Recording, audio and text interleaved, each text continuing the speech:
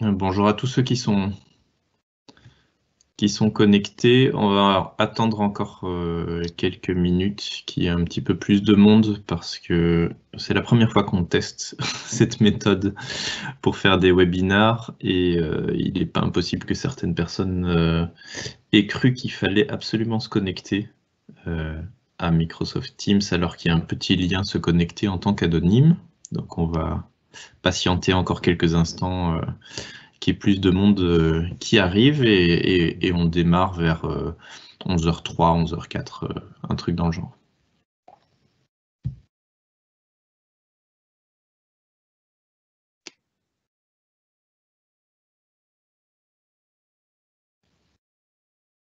Et Marion, tu as désactivé ton partage d'écran. Mince.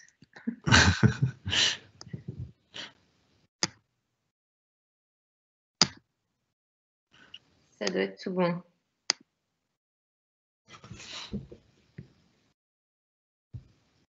C'est bon? Non, t'es pas en plein écran.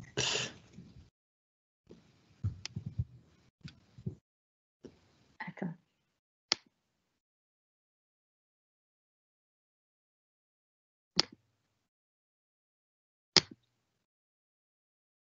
Et là? C'est parfait. On ne bouge plus.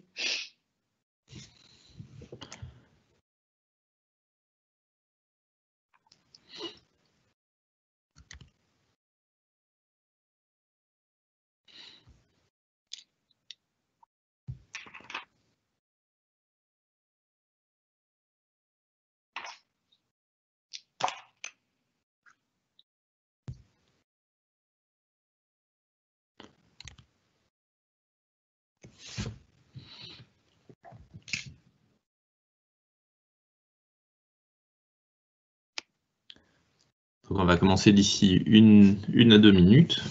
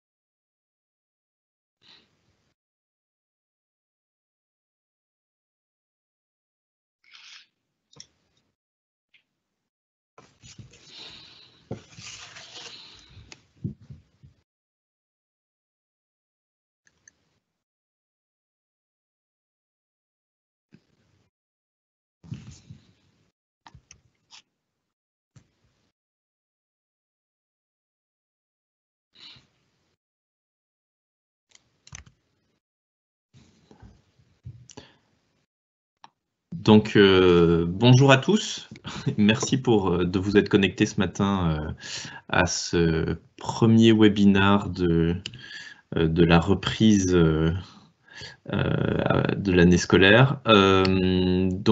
Je pense qu'il y a peut-être quelques personnes qu'on a perdues en route parce que c'est la première fois qu'on teste cette plateforme et que la connexion n'a pas forcément été évidente pour tout le monde. On sera plus précis dans nos instructions de connexion la prochaine fois. Donc c'est Marion qui va animer ce webinaire. Marion qui a rédigé un article qui a été publié la semaine dernière ou la semaine d'avant, je ne sais plus très bien, sur le thème de la stratégie de réactivation durant la période de fin d'année. Et donc, c'était pas tout à fait prévu à l'origine, mais on s'est dit que ça pouvait être intéressant d'en parler en direct et de faire un petit live sur le sujet. Vous verrez sur le panneau de droite que vous avez l'occasion de poser des questions. N'hésitez pas à les poser tout au long du webinaire. Moi, je serai là pour répondre peut-être à certaines d'entre elles. Et ensuite, peut-être qu'il y en a encore un peu de temps, on pourra se permettre de répondre à certaines oralement. Donc Marion est une éminente membre de Batsender qui accompagne de nombreux clients tout au long de l'année dans plein de secteurs d'activité différents. Donc c'est une de nos principales coachs chez Batsender. Et donc Marion, je te laisse la main. Merci John. Alors, il a déjà commencé à me présenter un petit peu, mais je vais vous en dire un petit peu plus sur mon parcours. Ça fait à peu près 15 ans maintenant que je suis dans le monde de l'emailing. J'ai commencé mes 10 premières années chez un outil de gestion de campagne marketing. Donc c'est là où j'ai fait à peu près toutes mes armes autour des bonnes pratiques de l'emailing. Je suis passée après 1 an et demi, 2 ans dans une agence plutôt spécialisée dans tout ce qui est base de données d'acquisition, et ça m'a moyennement plu, pour revenir ensuite avec Bad Sander dans plus le côté base CRM, de fidélisation, de création de scénarios CRM, d'automatisation, etc. Et c'est ce qui me plaît fortement. Donc j'ai rejoint l'équipe il y a presque 3 ans maintenant, et j'en suis ravie. Donc ce qu'on fait chez Bad Sander, c'est, pour ceux qui ne connaissent pas, hein, c'est qu'on a un peu 3 grandes pôles d'expertise. Donc le premier, c'est qu'on est une agence avant tout, et on se force de vraiment de déployer nos compétences et surtout de vous les transmettre. Donc on coach nos clients à travers leur stratégie marketing. Qu'est-ce que je dois envoyer, à qui, quand, à quelle fréquence, à quelle pression commerciale, etc. On a aussi de formidables designers intégrateurs qui font toujours des emails de très belle qualité et très bien intégrés. Et ensuite, on arrive à conseiller nos clients sur tout ce qui est la délivrabilité des emails. Donc aussi bien résoudre des incidents, remonter une réputation, ou tout simplement monitorer cette délivrabilité et la suivre pour justement prévenir les incidents et savoir comment réagir quand ça commence à déconner. Comme on a une âme vraiment de transmettre les compétences, on a des modules de formation coaching. Donc c'est un peu les deux, c'est pas de la formation classique, c'est vraiment de la formation coaching où on a des temps pendant la formation avec nos clients pour vraiment les coacher, leur poser les bonnes questions. L'idée, c'est encore une fois vraiment de monter en compétences. Et on a un seul outil qui est un email builder qui permet de concevoir des emails en drag and drop. Donc si ça vous intéresse, je vous invite à aller sur le site qui est lepatron.email, qui est sympa comme tout, comme email builder. Alors, je vais rentrer dans le vif du sujet. Donc, pourquoi ce sujet? Donc, le sujet, c'est comment activer en fait mes adresses inactives quand j'ai une période qui est phare, comme la période de Noël. Souvent, c'est une période qui est assez importante pour les annonceurs en termes de conversion, de génération de chiffre d'affaires. Et j'ai eu une question cet été qui est comment je fais pendant ces périodes phares, donc que ce soit Noël, parfois c'est la rentrée, parfois c'est le printemps, ça dépend des secteurs d'activité des annonceurs, mais comment je fais avec ces adresses email inactives qui sont dans ma base. Souvent, elles représentent 40, 50, voire 60% d'une base CRM. Donc, des adresses email inactives, hein, là, dans le sujet du webinaire, c'est ce qu'on appelle des adresses email dormantes, donc qui n'ouvrent pas. Quand j'envoie sur eux, elles pénalisent les résultats globaux de mes campagnes marketing. Néanmoins, elles ramènent un volume de conversion qui est non négligeable. Parfois, ça peut représenter jusqu'à 15% du volume de conversion. Donc, clairement, moi, ce qu'on m'a dit, c'est je ne peux pas m'en passer. Qu'est-ce que je fais pour activer au mieux ces adresses email et pour faire que ça ne pénalise pas la délivrabilité de mes envois? La première étape, ça sera de définir l'inactivité d'une adresse. Alors, souvent, c'est une question qu'on me pose. Comment je fais pour définir une inactivité? Il y a 2 grandes façons de définir une activité. La première, ça va être en fonction d'une notion de durée. Et c'est souvent le cas. Souvent, on va prendre les non-ouvreurs de moins de 5 mois. Ça peut être de moins de 3 mois. Ça peut être de moins de 6 mois. On va voir dans la slide d'après que cette durée, elle est ajustée. En fait, ce sont les adresses email qui n'ont ouvert aucun de vos emailings depuis les 5 derniers mois. Aucun des emailings, ça veut dire aussi bien les newsletters éditoriales que les emails promo. Parfois, on a des départements séparés. Il y en a qui gèrent uniquement la newsletter éditoriale ou uniquement les emailings promo. Il faut vraiment avoir une notion globale de l'email, et ce sont donc les adresses qui n'ont pas ouvert d'email, aussi bien des newsletters que des emails promotionnels. La deuxième façon de définir l'inactivité d'une adresse, ça va être en fonction du nombre d'emails envoyés plus une notion de durée. Donc, par exemple, on va être sur « a reçu au moins 10 emails dans les 6 derniers mois sans ouverture ». Donc, ça veut dire quoi? Ça veut dire qu'un contact sera donc sollicité au moins 6 mois, sauf dans le cas où il n'aurait pas reçu 10 campagnes, donc 10 sollicitations. Dans ce cas-là, la période sera allongée Donc, on pourra aller jusqu'à 6, 7, 8 mois, jusqu'à temps que ces 10 emails soient atteints. Alors, maintenant, c'est comment je définis cette notion de durée ou ce nombre de sollicitations. Il faut quand même toujours avoir en tête qu'une adresse email, elle peut être convertie en spam trap après 6 mois d'inactivité. Ça, c'est l'ensemble des FAI, peuvent convertir une adresse email en spam trap après 6 mois d'inactivité. Donc, on a quand même cette notion de 6 mois qui est important.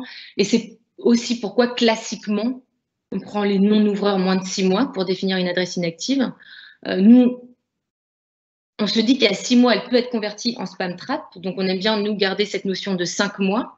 Donc, à partir de 5 mois, je mets en place, par exemple, un scénario de gestion des adresses inactives pour les réactiver. Donc, voilà, on a cette notion en tête. Et si on veut avoir une notion de durée plus une notion de sollicitation, enfin, un nombre de sollicitations, là, on peut plutôt partir sur la rythmique que vous avez l'habitude d'envoyer. Si vous avez l'habitude d'envoyer 2 campagnes par semaine, donc souvent on a des annonceurs qui envoient une newsletter éditoriale par semaine plus un email promotionnel par semaine, on pourrait se dire que la règle, ce serait à reçu au moins 6 emails sur les 3 derniers mois sans ouverture, par exemple. Cette notion de durée, donc on a ces 6 mois en tête, parce qu'après 6 mois, ça peut être converti en spam trap, mais on peut se dire aussi que quand on a des problèmes de délivrabilité, quand notre réputation n'est pas hyper stable, on peut se dire que 3 mois d'inactivité, ça peut être intéressant. Donc, il n'y a pas de bonnes pratiques, mais on a quand même des alertes comme ça, des chiffres à avoir en tête.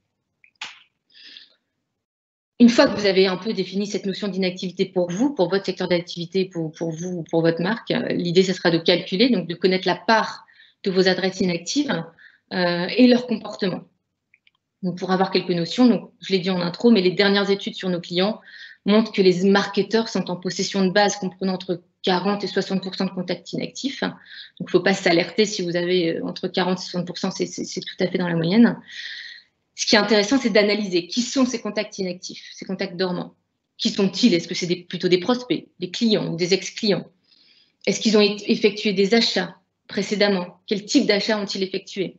Dans quelle catégorie de produits? Où est-ce qu'ils habitent? Est-ce qu'ils habitent plutôt proche d'une zone commerciale, proche en grande ville, ou plutôt en zone un peu où il n'y a pas grand-chose?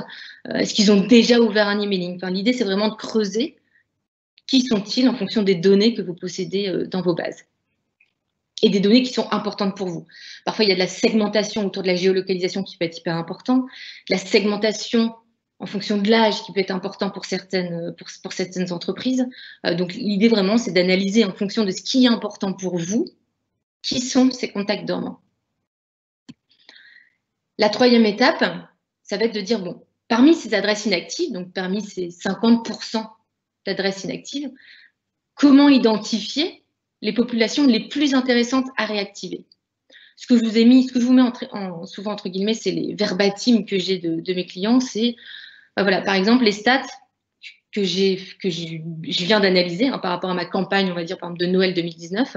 Les stats montrent que le taux de réactivité et le ratio nombre d'ouverture sur le nombre de conversions, il est plutôt bon sur les non-ouvreurs. En gros, quand les non-ouvreurs ouvrent, ils s'abonnent 2 fois plus. Là, on est dans un secteur d'abonnement. Donc, l'idée, ça va être sur l'ensemble des contacts inactifs, qui sont ceux qui sont plus enclins à ouvrir vos emails. On va en général jouer sur la pression exercée. Donc, la première bonne pratique, ça va être de rejeter ceux qui n'ont jamais ouvert vos communications. Ça fait 2 ans que vous les avez en base, ou même on peut aller peut-être jusqu'à 36 mois, mais ça va être d'isoler ceux qui n'ont jamais ouvert vos communications, que ce soit encore une fois email promo, newsletter éditorial, et les écarter de vos envois. Parce que là, franchement, s'ils n'ont jamais ouvert, il y a peu de chances qu'ils ouvrent vos campagnes de Noël. Ensuite, la deuxième étape, ça va être d'isoler ceux qui ont ouvert au moins une fois vos communications et jouer sur la pression. On peut se dire que si, pendant la période de Noël, vous aviez prévu 5 temps de communication, 5 temps, c'est un exemple. En général, la période de Noël, elle va commencer après le Black Friday. Donc, je pense que cette année, c'est prévu au 27 novembre, si je ne me trompe pas. Ça fait à peu près 4-5 semaines jusqu'à Noël. Donc, vous pouvez prévoir, par exemple, 5 temps peut-être un peu plus, parce que sur la dernière période, on va essayer de choper ceux qui peut-être faire 2 emails par semaine, bref, peu importe. Mais on va prendre un exemple avec 5 temps. On va se dire que les non-ouvreurs de moins de 5 mois, par exemple, donc les plus récents, on va dire, on va leur faire parvenir ces 5 temps de communication. Puis on va baisser à 3 envois sur ceux qui n'ont pas ouvert entre 5 et 9 mois. Puis à 2 envois, par exemple entre 9 et 12 mois d'inactivité. Puis ensuite, on va faire un seul envoi sur ceux qui ont plus d'1 an d'inactivité. L'idée, c'est de jouer sur le risque, de dire, je vais faire qu'un envoi sur ceux qui ont été inactifs, ont été actifs il y a très très longtemps, puis 2 envois sur un peu moins longtemps, 3 envois, puis enfin 5 envois, par exemple, sur les récents, les plus récents. On peut aussi ajouter d'autres critères, c'est-à-dire que, encore une fois, en fonction de ce qui est important pour vous dans votre segmentation, donc ça peut être une zone géographique, ça peut être un âge, ça peut être ceux qui ont acheté une telle catégorie, ou ça peut être ceux qui sont proches d'une date d'échéance, d'une date de fin d'abonnement, si on est dans le secteur d'abonnement. Dans ce cas-là, on peut remarquer que ce genre de segmentation réagit assez bien. C'est-à-dire que souvent, on se constate souvent dans le secteur de la presse ou de l'abonnement, ceux qui sont proches d'une date d'échéance, donc de fin d'abonnement, réagissent assez bien aux emailings envoyés. On peut se dire que quand j'arrive à identifier les segments qui souvent réagissent bien, je vais les ajouter à ma pression exercée. Exemple, donc ça va être la conclusion sur la segmentation. On va ajouter aux 5 temps d'envoi, donc au nombre maximal d'envoi, les segments A et B, ceux qui, pour moi, réagissent le mieux quand j'envoie un emailing.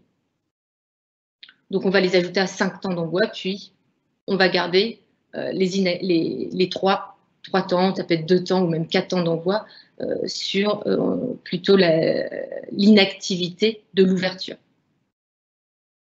Si je ne suis pas claire, n'hésitez pas à le dire dans le chat et Joe, tu me coupes et je réexplique. Donc l'idée sur la segmentation, c'est de jouer sur la pression exercée et d'ajouter vraiment les segments qui, pour vous, convertissent le mieux. Maintenant, une fois qu'on a vu à peu près la cible, donc j'ai préparé ma cible, c'est quel message j'ai envie d'adresser. Avant de rentrer dans le vif du sujet avec les blocs de messages, comment je les dispose, etc., on va lister un peu les types de profils qui sont intéressants pour vous. Et on va essayer de personnaliser les blocs de messages en fonction de ces profils-là. Par exemple, en fonction du statut d'un contact. Si c'est un prospect, quel discours j'ai envie d'avoir, quelle histoire j'ai envie de lui raconter. Si c'est un client actif, pareil. Si c'est un ex-client, qu'est-ce que j'ai envie de lui dire lors de la période de Noël? Qu'est-ce que j'ai envie de dire s'il est quelqu'un avec un compte client ou sans compte client? Exemple, si c'est un prospect, je peux me dire, bon, dans mon discours, dans mon wording sur mes emails de Noël, je vais mettre en avant les points de différence avec ma concurrence. Je vais mettre en avant des avis clients, parce que les prospects n'ont pas encore acheté une fois chez moi. Je vais mettre en avant des choses qui vont les permettre de les convertir davantage, de les rassurer, de les convertir. Si c'est un client qui est actif, parce que c'est pas parce qu'un client est dormant qu'il n'est pas actif d'un point de vue conversion et chiffre d'affaires. Ça peut être un client dormant email mais actif en magasin. Ça peut être un client dormant email mais aussi actif sur site internet. En tout cas, c'est mettre en avant l'offre exceptionnelle et l'originalité de votre offre. C'est des exemples, tout ça. Si c'est un ex-client, lui donner un discours sur le fait de revivre l'expérience client. Voilà, l'idée, c'est quelle histoire j'ai envie de raconter, à quel statut de contact. On peut aussi, ça dépend aussi des clients et des secteurs d'activité, mais faire des blogs personnalisés en fonction d'une source de collecte. Parfois, on dit, ceux-là, je les ai eus par une source plutôt de vente indirecte. Donc, c'est des réseaux, des réseaux de groupeurs qui ont vendu pour moi. Ils ont vraiment été attirés par le discount, l'offre commerciale qui est agressive. Donc, pendant ma période de Noël, je vais avoir une offre spéciale pour eux. Puis, encore une fois, ceux qui sont une autre source de collecte, par exemple, plus du marketing client, on va être sur une offre standard. On peut encore avoir une offre différente si la source de collecte provient des jeux concours, etc. On peut aussi avoir des blogs personnalisés en fonction de l'âge, de la civilité, si c'est important pour vous. On peut avoir des blocs personnalisés en fonction d'une zone géographique.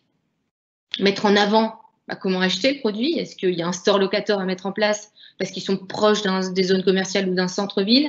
Est-ce qu'au contraire, ils sont en zone un peu perdue? Je vais pousser le site internet ou des points relais, etc. On peut aussi avoir des blocs personnalisés en fonction des centres d'intérêt que vous auriez détectés en amont. Les centres d'intérêt, c'est à quel produit, à quel service vos clients ont envie de souscrire et ont un intérêt chez vous. Et ça se calcule. Donc, c'est soit simplement en fonction des données déclaratives que vous avez eues dans des formulaires de collecte. Il y en a qui ont des super formulaires de collecte lors des scénarios de bienvenue, ou simplement sur le site internet quand on remplit un formulaire d'opt-in, on demande qu'est-ce qui vous intéresse. On peut calculer aussi un centre d'intérêt en fonction des achats précédemment effectués chez vous. Si vous avez mis en place, ça c'est des super bonnes pratiques, si vous avez mis en place de la catégorisation de clics au sein de vos emailing, à chaque fois qu'ils cliquent sur ce lien, ça veut dire qu'il aime l'électroménager. Chaque fois qu'il clique sur ce lien, ça veut dire qu'il aime les livres, etc. Quand on catégorise ça depuis 12-18 mois, on peut avoir des super résultats en termes de centre d'intérêt. Donc, on peut personnaliser les produits lors de la campagne de Noël et mettre en avant celui qui correspond au centre d'intérêt. Ou ça peut aussi se calculer en fonction des données de navigation. Donc, si vous avez ça, n'hésitez pas à en profiter pour personnaliser vraiment vos emailing. Après, comment se comporte un emailing? Donc, ça, c'est vraiment un template standard. On peut avoir tout en haut ici, là où on a le pré-header, avoir un bloc de transparence. Et je vais vous montrer quelque chose qui serait intéressant pour la période de Noël sur une base d'inactifs email. On peut avoir un bandeau d'informations clients personnalisées. Son nom, son prénom, son nombre de points de fidélité si vous en avez, un magasin de rattachement si vous en avez un, tout ce qui montre que vous connaissez le client et qui va la faciliter dans l'expérience d'achat lors de la période de Noël. Évidemment, on a un header avec votre logo, une accroche principale qui peut être personnalisée surtout en fonction du discours, si c'est un prospect, comment je parle, si c'est un ex-client, comment je parle, s'il provient d'une source de collecte particulière, est-ce que j'affiche un discount particulier, etc. On peut avoir un bloc pourquoi offrir ce produit, ce service à Noël, un bloc avec une offre détaillée, un bloc avec vos avantages, vos valeurs, un bloc contact où vous trouvez. Tout ça, ça peut être personnalisé en fonction des données qu'on aura vues dans la slide précédente. L'idée, en fait, c'est de faire une intégration HTML avec plein de blocs de personnalisation à l'intérieur. Ce bloc de transparence, donc on a vu qu'il était tout en haut, on pourrait jouer la carte de la transparence parce qu'on est sur des adresses inactives, se dire, voilà, on est dans une période de Noël, ça arrive, on est conscient que vous allez être très sollicité par les marques, on a des choses intéressantes à vous proposer. Néanmoins, si vous êtes certain, alors là c'est un exemple avec l'abonnement toujours, mais si vous êtes certain de ne pas profiter de ces offres ou de ne pas offrir de magazine cette année, cliquez ici et ça renverra vers un formulaire de désabonnement provisoire en disant, bah voilà, pendant cette période, je vais être un petit peu plus active niveau pression marketing, je vais leur proposer de mettre en pause leur abonnement et après cette période passée, ils recevront bien vos prochaines actualités. Ça, c'est vraiment un bloc qui, pour nous, serait vraiment dans les bonnes pratiques, serait hyper transparent, et puis ça peut être que bon pour limiter la casse, si casse il peut avoir. Ensuite, le bloc information client, il peut être personnalisé également. Je vous ai dit, on peut mettre un nom, un prénom, un magasin de rattachement, ça peut être aussi un nombre de points de fidélité, mais ça peut être aussi une phrase qui dit, bah voilà, vous êtes actuellement abonné par exemple à ce magazine, ça se termine bientôt, je le sais parce que votre date d'échéance se termine bientôt, profitez des offres de Noël pour vous réabonner. L'idée, c'est d'utiliser les données que vous avez et de les rattacher à cette période de Noël. Donc là, vous avez des exemples, hein, mais c'est vraiment typique un secteur d'abonnement. Mais voilà, on peut dire, bah, la dernière fois que vous avez acheté dans ce magasin, profitez de la période de Noël pour y retourner, etc. Au niveau de l'accroche et de l'offre principale, ici, on a imaginé donc 5 temps de communication et on peut jouer sur le contexte de ces 5 temps. Juste après Black Friday, où voilà, on arrive vers la période d'Halloween, on peut jouer la carte de voilà, cette année on a organisé, on profite, on commence nos cadeaux de Noël à Halloween. On peut aussi jouer la carte de, voilà, plus vous les commencez tôt, plus vous avez de chances que le produit soit livré à temps et que vous pouvez le glisser sous le sapin. Voilà, on peut essayer de jouer aussi sur le timing quand Noël arrive le 25 décembre. Et puis, plus on approche cette période de Noël, plus on peut jouer la carte sur toujours pas de cadeau, pas de panique. On a ce qu'il faut pour glisser un petit mot sous le sapin, ou on a ce qu'il faut et on livre en 24 heures chrono, etc. On peut aussi montrer mettre en avant pourquoi offrir quelque chose, c'est quoi l'intérêt. Donc là, on est au niveau de l'enfant, mais ça peut être l'occasion de mettre en avant vos valeurs, ce qui fait la différence aussi par rapport à vos concurrents. On peut évidemment avoir un bloc avantage. C'est quoi l'avantage de commander chez vous? Puis un bloc contact. Le FAQ, l'email, un numéro de téléphone, un store locator, les coordonnées d'un magasin. Pour un client, on avait mis un petit bandeau en disant qui était rattaché à l'ouverture de la newsletter. Si la personne ouvrait l'email, par exemple, à 6 h du matin, on disait, bah non, il y avait un petit bandeau qui disait, votre magasin est actuellement fermé, il ouvre à 10 h. Et si la personne ouvrait l'email à 13 h, c'était pas de panique, votre magasin est ouvert entre midi et 2, vous pouvez y aller maintenant. C'est des petits trucs comme ça qui permettent vraiment d'améliorer l'expérience client, la fluidité, et qui donnent un côté vraiment moderne aussi à votre communication. Donc ça peut se mettre aussi à ce niveau-là. L'idée, une fois qu'on a déterminé la cible, qu'on a déterminé les messages, les blocs de personnalisation, etc., et qu'on envoie nos emails, l'idée c'est d'analyser évidemment les stats derrière. Après chaque envoi, donc vraiment après le temps 1, temps 2, temps 4, temps 5, après chaque envoi, on va regarder les stats par segment. L'idée, ce sera de regarder évidemment les taux de délivrabilité, mais j'en ai pas parlé là, mais ça sera de regarder les taux d'ouverture par segment, les taux de clics satisfaits. Donc les clics satisfaits, hein, c'est en général maintenant les outils de routage, ils enlèvent les clics sur le lien de désabonnement. Il y a même certains outils qui enlèvent les clics sur la version web. Là-dessus, je trouve ça un peu dommage, mais ça sera vraiment de regarder les clics, le taux de clics satisfaits, donc hors lien de désabonnement. On va aussi regarder le taux d'insatisfaction. Le taux d'insatisfaction, pour le coup, c'est le nombre de personnes qui ont cliqué sur le lien de désabonnement sur le nombre de clics global de la campagne. Donc, pour ceux qui ne connaissent pas ce taux, ça permet de mettre en évidence le nombre de personnes qui ont ouvert votre email, en gros, pour se désabonner. Donc, c'est vraiment le nombre de clics sur le lien de désabonnement divisé par le nombre de clics global de la campagne. Et si ce taux d'insatisfaction est supérieur à 40%, là, c'est vraiment une alerte. Ça veut dire que plus de 4 personnes sur 10 ont ouvert l'email pour se désabonner. Donc là, ça peut être une alerte, se dire, OK, sur ce segment-là, j'ai plus de 40%, j'arrête. Je lui envoie, même si j'avais prévu le temps 3, 4, par exemple, j'arrête. Je sais que ça a mal réagi. Pareil, on peut avoir des alertes sur le taux de désabonnement. Souvent, un bon taux de désabonnement, c'est autour de 0,1%. S'il dépasse ce taux-là, on peut se dire, j'arrête. Parce que ça veut dire quoi? Ça veut dire que j'ai trop de désabonnés et du coup, je vais appauvrir ma base de données. Évidemment, on va regarder le nombre de conversions et le taux de conversion par segment.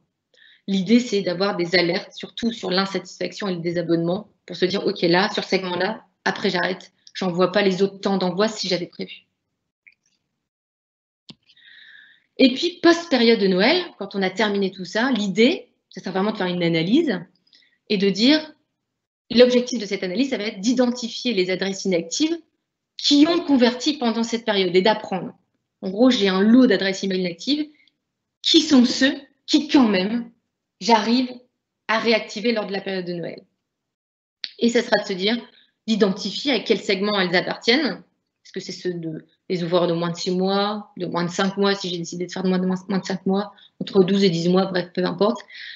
À quel segment elles appartiennent. L'idée, c'est d'apprendre de ces segments et puis les conserver pour la période de Noël 2020 ou 2021, pardon, ou si vous avez une autre période phare, comme la fête des mères, le printemps, la fête des pères, etc., de bien avoir en tête.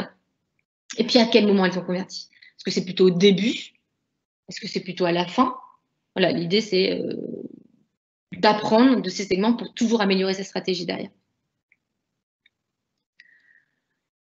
Et puis, on peut aussi, si ce n'est pas fait, mettre en place un scénario de réactivation des adresses email inactives. Donc là, ce qu'on vient de voir, c'est comment j'active mes adresses email inactives lors de la période de Noël, lors d'une période phare d'activité pour moi. Puis, au fil de l'eau, je peux très bien mettre en place un scénario de réactivation des adresses email inactives. C'est se dire, bah voilà, au bout de 5 mois d'inactivité, si j'ai décidé que c'était 5 mois, là, j'envoie un email, un scénario qui va durer en général 3 temps.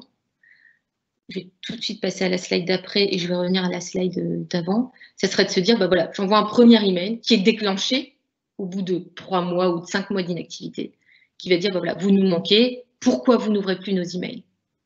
15 jours après, on va essayer l'axe promotionnel en disant, bah, allez, reviens, j'ai 20% ou 15% de réduction pour toi. Et puis, le dernier email, ça va être, allez, sans rancune.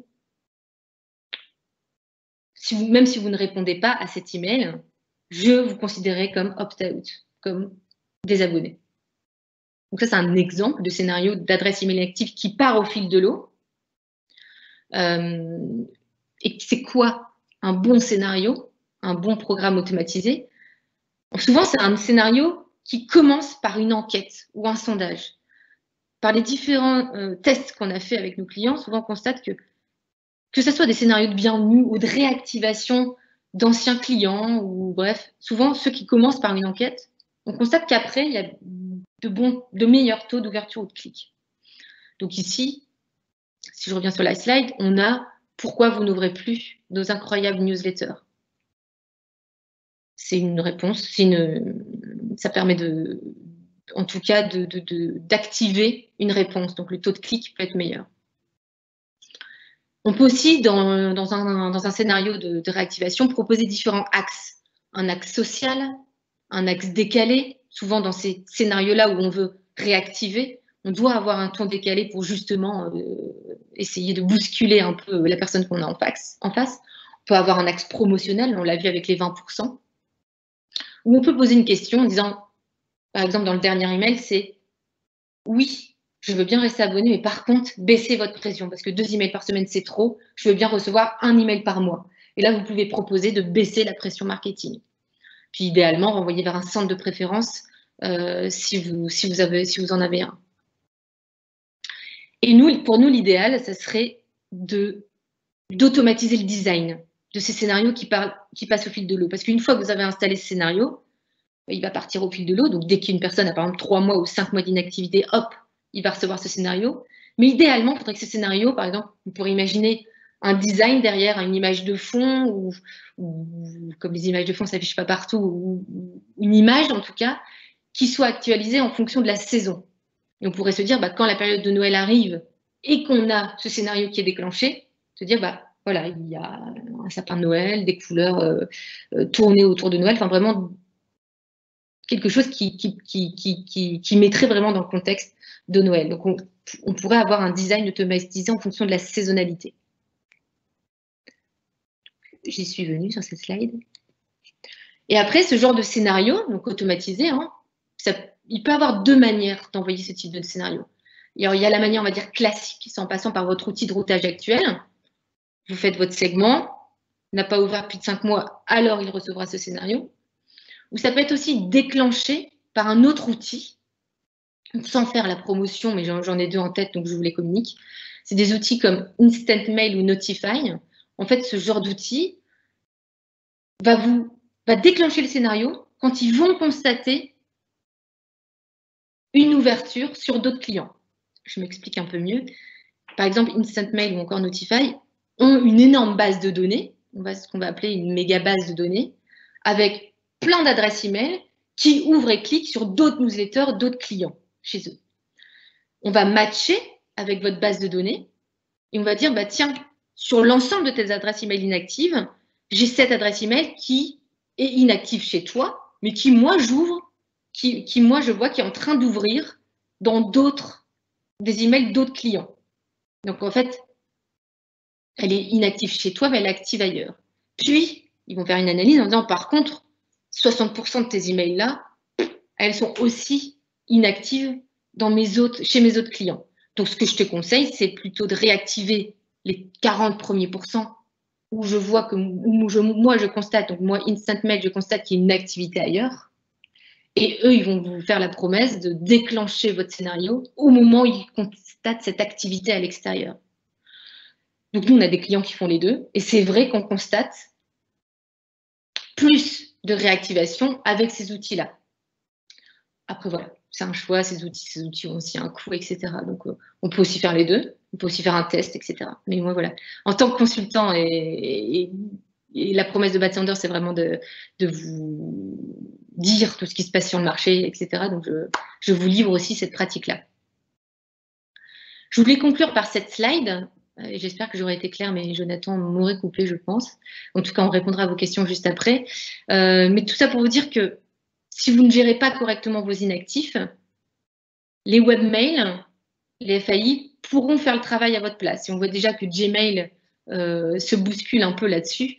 Là, c'est un écran de Gmail qui, voilà, on était abonné, c'est l'écran de Jonathan, donc il devait être abonné aux emails de Libération Voyage. Il n'en a pas ouvert depuis le mois dernier. Gmail propose de se désabonner automatiquement.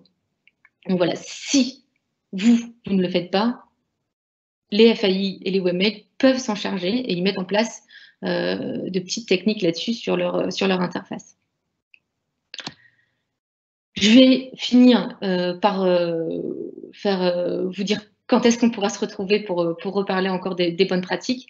En tout cas, sachez qu'on a plein de livres blancs. Donc nous, vraiment, notre volonté, c'est de déployer un peu la bonne parole autour de l'emailing.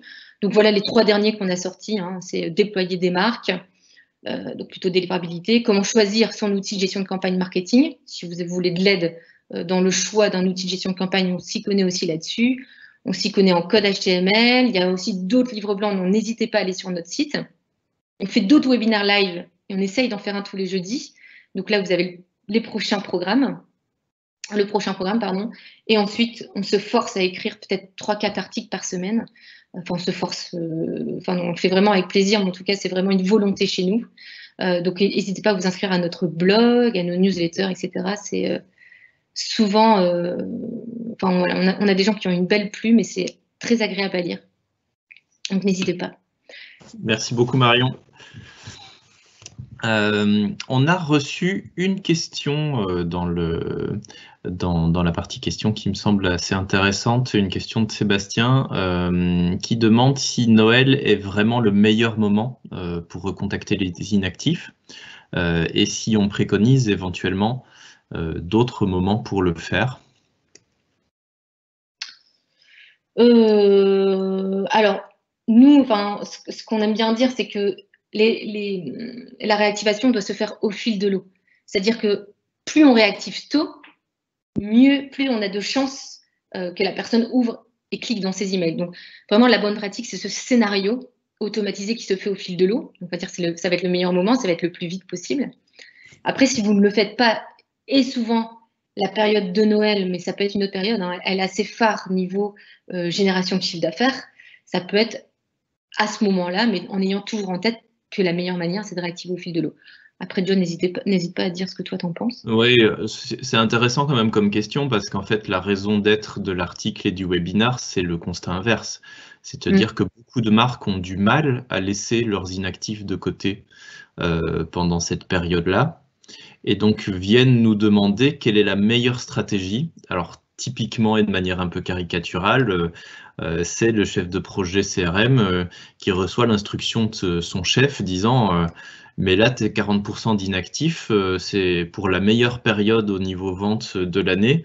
Je t'interdis de les laisser complètement tranquilles. Et donc, l'idée, c'est, OK, bah, c'est dangereux. On le sait que c'est dangereux de travailler les inactifs. Ça peut être problématique. Donc, c'est comment les utiliser intelligemment, comment les solliciter sans se casser la figure, notamment au niveau des livrabilités. Ce serait trop dommage le 25 novembre, de voir toutes ces adresses IP blacklistées pendant 2 semaines, ce ne serait pas exactement le bon moment, donc il faut trouver le juste milieu. Alors, je ne sais pas si quelqu'un a d'autres... Ah, mais je vois qu'il y a des questions en attente. Alors, une première question qui est, lorsque le webmail, c'est le webmail qui désabonne, est-ce que cela se transforme en feedback loop? Alors, petit rappel, un feedback loop, c'est la méthode par laquelle on reçoit des plaintes spam de la part des webmails. Donc non, ça passe pas par la feedback loop, ça passe par un autre mécanisme technique qu'on appelle le list and subscribe, et qui en gros est une en-tête que votre routeur va rajouter dans vos emails et que Apple Mail, Gmail, etc. va récupérer pour réussir à placer un petit bouton dans son interface et à...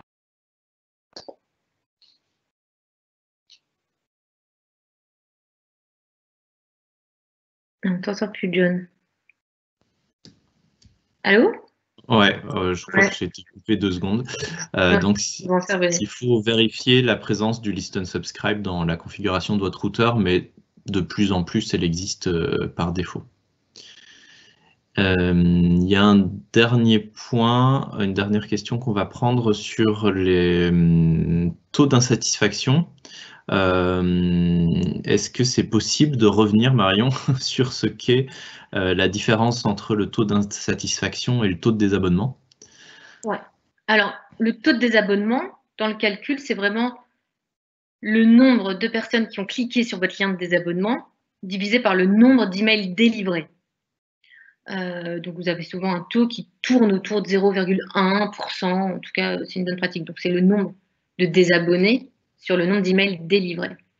Le taux d'insatisfaction, c'est le nombre de clics sur le lien de désabonnement divisé par le nombre de clics global de la campagne. Donc, ça met en avant un peu la proportion des clics sur votre lien de désabonnement. Quand quelqu'un ouvre un email, est-ce qu'il l'a ouvert pour cliquer sur le CTA principal, ce qui devrait être une bonne nouvelle, ou il a ouvert l'email et hop, il a cliqué sur le lien de désabonnement. Donc, ça met en fait en avant l'insatisfaction ressentie. Quelqu'un ouvre pour se désabonner. Donc, plus ce taux d'insatisfaction est haut, plus voilà, la personne n'a pas été contente et du coup, il faut réajuster le tir. Donc, on dit qu'entre 0 et 20% de taux d'insatisfaction, ça veut dire que 2 personnes sur 10 ont cliqué sur le lien de désabonnement, enfin ont ouvert pour cliquer sur le lien de désabonnement. C'est classique, enfin, c'est même un bon taux d'insatisfaction. Entre 20 et 40%, il faut réajuster le wording, peut-être la cible, la perso. Enfin, il y a quelque chose à réajuster dans l'email, mais il n'y a encore rien de catastrophique. Plus de 40%, par contre, là, nous, c'est pour moi, en tout cas, quand je coach les clients, c'est vraiment une alerte en disant, attends, on va se calmer sur cette cible, on arrête, parce qu'on risque vraiment, si on fait encore un envoi que tout le monde se désabonne, et ce n'est pas l'objectif, on ne veut pas appauvrir en termes de volume la base, donc c'est une alerte pour nous. Ouais, je rajoute juste une différence, c'est que le taux de désabonnement, il est très peu lisible, parce que entre 0,05 et 0,1, bah, ça fait x2, mais ça reste microscopique, on a l'impression.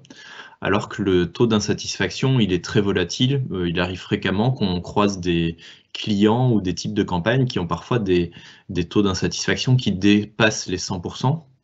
Donc, où on se rend compte qu'il y a plus de cliqueurs sur le lien de désabonnement que de cliqueurs sur les liens utiles dans l'email. Et donc, ça permet assez rapidement de détecter quelles sont les typologies de messages de campagne, quels sont les ciblages qui ont foiré.